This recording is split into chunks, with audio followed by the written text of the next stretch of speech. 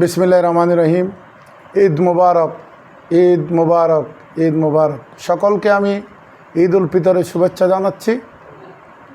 সাথে সাথে বাংলাদেশ জাতীয়তাবাদী দলের নেতৃবৃন্দ সকলকে আমি ঐক্যবদ্ধ থাকার আহ্বান জানাচ্ছি।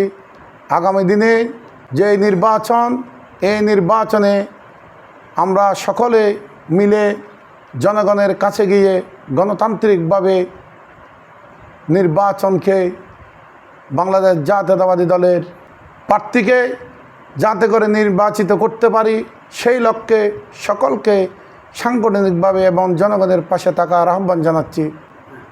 আমাদের দল বহুদলীয় গণতন্ত্রের প্রবর্তক, যিনি বহুদলীয় গণতন্ত্র প্রতিষ্ঠা করার লক্ষ্যে কাজ করে গেছেন, শহীদ রাষ্ট্রপতি জিয়াউর রহমানের দল। আমরা যেই 15টি বছর তিনের ভোট রাতে করেছেন, যে নির্বাচন দিয়ে বহির্বিশ্বসহ শেখ হাসিনাকে তুচ্ছতাচ্ছিল্যভাবে যিনি এই নির্বাচনের কারণে আজকে পালিয়ে যেতে বাধ্য হয়েছেন, যাতে করে আমাদের এই বাংলাদেশ জাতীয়তাবাদী দল আমরা জনগণের কাছে পৌঁছতে পারি, যাতে করে আমরা একজন আরেকজনের সাথে সর্বপ্রথম আমাদের মনে রাখতে হবে মাঠে আমাদের গ্রহণযোগ্যতার দরকার, যাতে করে জনগণের পাশে যেতে পারি। আজকে যারা পালিয়ে গিয়েছেন, আমরা বাংলাদেশ জাতীয়তাবাদী দল কাউকে এখান থেকে পালিয়ে যাওয়ার জন্য বাধ্য করি নাই। ওনাদের কর্মকাণ্ডের কারণে ওনারা পালিয়ে গিয়েছেন। আমাদের মনে রাখতে হবে, জনগণ, আমার নেতা বলেছিলেন, শহীদ রাষ্ট্রপতি জিয়াউর রহমান বলেছিলেন, সকল ক্ষমতার উৎস জনগণ।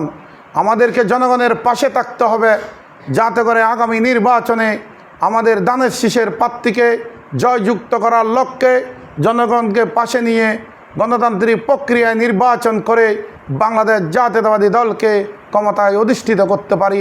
এই লক্ষ্যে সকলকে ভেদাভেদ ভুলে গিয়ে কাঁধে কাঁধ মিলিয়ে কাজ করার আহ্বান জানিয়ে আমি আমার বক্তব্য শেষ করছি।